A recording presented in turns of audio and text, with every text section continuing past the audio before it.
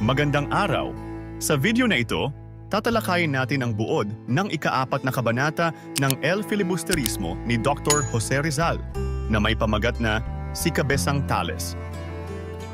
Pag-aaralan din natin ang mga mahahalagang pangyayari, tauhan, tagpuan, talasalitaan, at aral, mensahe o implikasyon na matatagpuan sa kabanatang ito.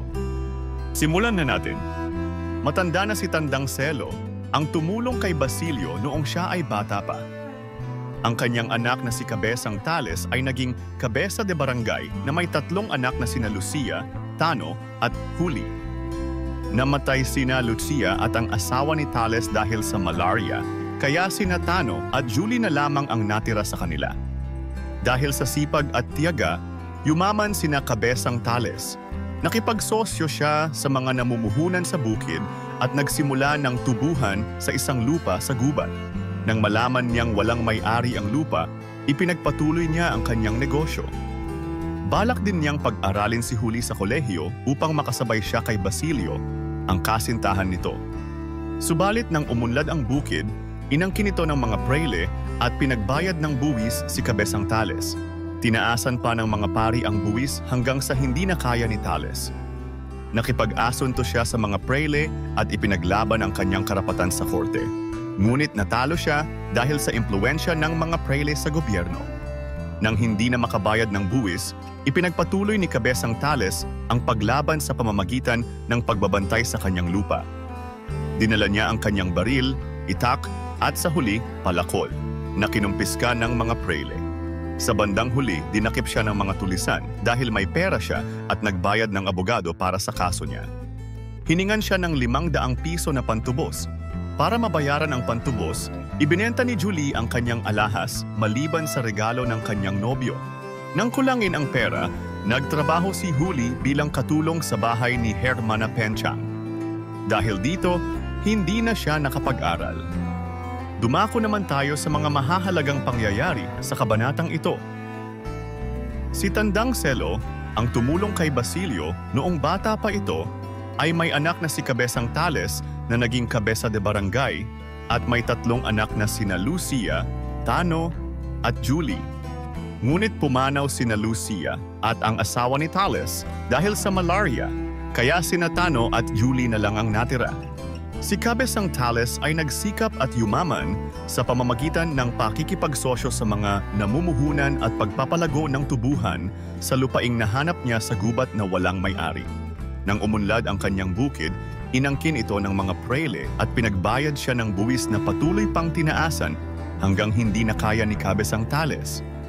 Naghabla siya sa korte ngunit natalo dahil sa malakas na impluwensya ng mga prayle.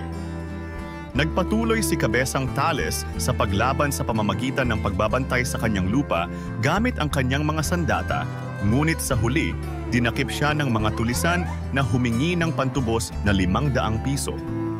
Para matubos si Cabezang Tales, ibinenta ni Juli ang kanyang mga alahas maliban sa regalo ng nobyo at nang hindi pa rin sapat ang pera, nagtrabaho siya bilang katulong sa bahay ni Hermana Penchang at napilitang isakripisyo ang kanyang pag-aaral. Mga mahahalagang tauhan, Tandang Celo. Siya ang matandang ama ni Cabezang Tales at tumulong kay Basilio noong siya ay bata pa. Cabezang Tales, anak ni Tandang Celo at naging kabesa de barangay. Siya rin ang may-ari ng lupang naangkin ng mga prayle. Lucia, anak ni Cabezang Tales na namatay dahil sa malaria. Tano, anak ni Cabezang Tales na natirang buhay pagkatapos ng trahedya. Juli, ang babaeng anak ni Cabezang Tales na nagtatrabaho bilang katulong para makabayad sa pantubos ng kanyang ama, Basilio, ang kasintahan ni Julie. Mga prayle. Sila ang mga taong nag-angkin ng lupang pag-aari ni Cabezang Tales at nagpataas ng buwis, mga tulisan. Sila ang mga taong nakidnap kay Cabezang Tales dahil sa kanyang yaman, Hermana Penchang. Sa kanya namasukan si Juli bilang katulong sa kanyang bahay. Dumako naman tayo sa tagpuan ng kabanata. Ang tagpuan ng kabanata ay sa kanayunan, kung saan matatagpuan ang lupaing binubungkal ni Cabezang Tales. Ang ilang eksena rin ay naganap sa bahay ni Hermana Penchang kung saan nagtrabaho si Julie bilang katulong. Ngayon naman ay talakayin natin ang mga talasalitaan sa kabanatang ito. Kabesa de barangay, pinuno ng isang barangay o komunidad. Malaria, isang malubhang sakit na karaniwang nanggagaling sa kagat ng lamok. Tubuhan, lugar kung saan tinatanim at inaalagaan ang mga tubo. Buwis, ang halagang ibinabayad sa gobyerno para sa pagpapaunlad ng mga proyekto nito. Pantubos, ang halagang ibinabayad bilang kapalit sa kalayaan ng isang taong nakidnap. Nobyo, kasintahan o minamahal. Abogado, isang profesional na may karapatang magrepresenta sa korte. At ngayon ay alamin naman natin ang ilan sa mga aral, mensahe o implikasyon na ipinakita sa nobela. Ang kasakiman at pang-aabuso ng kapangyarihan ng mga prele ay nagdudulot ng pagdurusa sa mga ordinaryong mamamayan na katulad ni Cabezang Tales na nagpakita ng determination at tapang sa pag-aangkin ng kanyang karapatan. Ipinapakita ng kwento na ang sistema ng hustisya ay madaling maimpluwensyahan ng mayayaman at makapangyarihan gaya ng mga prele, kaya't nagiging mahirap para sa mga karaniwang tao na ipaglaban ang kanilang karapatan. Ang sakripisyo ng isang pamilya, gaya ng ginawa ni Julie, ay nagpapakita ng malaking pagmamahal at pagnanais na malampasan ang mga pagsubok, kahit na nangangahulugan ito ng pagsasakripisyo ng sariling pangarap at edukasyon.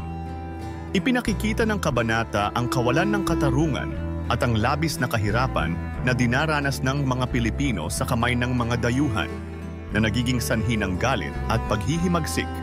Mahalaga ang pagkakaisa at pagtutulungan sa pamilya sa pagharap sa mga hamon sa buhay, ngunit ipinapakita rin ng kwento na minsan, hindi sapat ang sipag at tiyaga kung may pang-aabuso ng kapangyarihan na pumipigil sa tagumpay ng isang tao.